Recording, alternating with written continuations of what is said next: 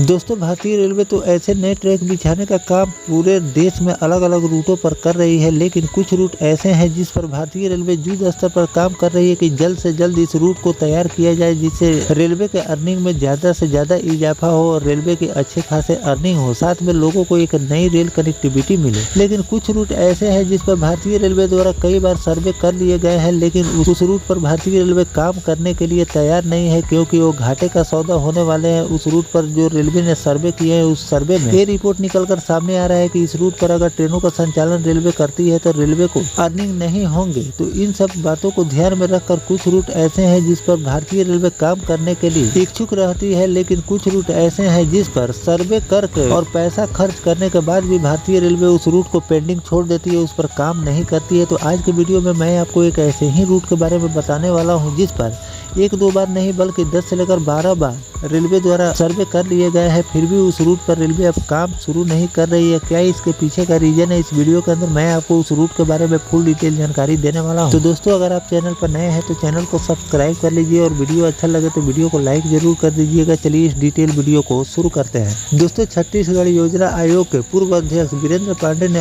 अंबिकापुर में आज बड़ा बयान दिया है कि उन्होंने कहा है कि अंबिकापुर से रेणुकूट रेल मार्ग निर्माण के लिए सरकार को ठोस कदम उठाने चाहिए, जबकि सरकार द्वारा अंबिकापुर से बरवाडीह रेल मार्ग के लिए काम किए जा रहे हैं। इस रेल मार्ग के निर्माण के लिए अब तक 12 बार सर्वे किए जा चुके हैं। हर सर्वे में इस रेल लाइन को घाटे का सौदा बताया जा रहा है, लेकिन इसके बावजूद इसी रेल लाइन के निर्माण की बात कर समय बर्बाद किए जा रहा है। रेल मंत्रालय ने कई बार कहा है कि इस रेल लाइन के निर्माण में लागत अधिक लगेगी और रेलवे को मुनाफा बेहद कम होगा। उन्होंने कहा कि सरकार को जन भावनाओं का ख्याल रखते हुए अंबिकापुर रेणुकूट रेल मार्ग निर्माण के लिए अब काम शुरू कर देना चाहिए, क्योंकि इसका डीपीआर जमा हो चुका है। अंबिकापुर से बरवाडीह रेल लाइन निर्माण अंग्रेजों के दौर में शुरू किया गया था। उस समय अंग्रेजों ने इसे अधूरा ही छोड़ दिया। देश आजाद हो गया। देश की आजादी होने के बाद भी इस रेल लाइन के निर्माण के लिए रेल मंत्रालय कई बार ऐलान किया और कई बार इसके लिए सर्वे भी किया गया। हर बार सर्वे में इस रेल लाइन को घाटे का सौदा बताया गया और इस रेल लाइन को लेकर रेल मंत्रालय ने अपने सर्वे में इस रेल लाइन के बारे में कहा कि यह रेल लाइन रेल मंत्रालय के लिहाजे से नुकसानदायक है और यही वजह है कि इस रेल लाइन का निर्माण नहीं किया जा सकता है। अब फिर से इस रेल लाइन के निर्माण के लिए चर्चा शुरू हो गई। दूसरी तरफ पहले हुए सर्वे और सर्वे के बाद इस रेल लाइन को निरस्त करने के आदेश को मद्देनजर रखते हुए अब अंबिकापुर से रेणुकूट रेल लाइन मार्ग निर्माण की मांग रही है। इसका अंतिम सर्वे भी किया जा चुका है। इतना ही नहीं, इसके निर्माण के लिए डीपीआर भी जमा हो चुका है, लेकिन अब इस रेल लाइन के लिए बजट जारी नहीं हो सकता। विधानसभा में भी सर्वसहमति से प्रस्ताव पास हो चुके हैं। इतना ही नहीं, पड़ोसी राज्यों के सांसद और विधायक भी लिखित तौर पर इस रेल लाइन के निर्माण के लिए अपनी सहमति भी दे दी है। वहीं दूसरी तरफ रेल मंत्रालय ने भी इस रेल लाइन को फायदेमंद बताया। राजनीतिक इच्छा शक्ति के अभाव में इस रेल लाइन के निर्माण के लिए बजट जारी नहीं किया गया है। बिलासपुर जोन क्षेत्रीय रेल उपयोक्ताकर्ता परामर्शी समिति के सदस्य मुकेश तिवारी ने कहा है कि अंबिकापुर रेणुकूट रेल लाइन कई लिहाजे से बेहद है। यह बात रेल लाइन निर्माण से पहले रेल मंत्रालय द्वारा कराए गए सर्वे में रिपोर्ट में सामने आया। बरवाडीह रेल लाइन मार्ग सभी सर्वे घाटे का सौदा बताया जा रहा है। मुकेश तिवारी ने आगे बताया कि अंबिकापुर बरवाडीह रेल मार्ग निर्माण के लिए फॉरेस्ट क्लियरेंस लेना पड़ेगा और ये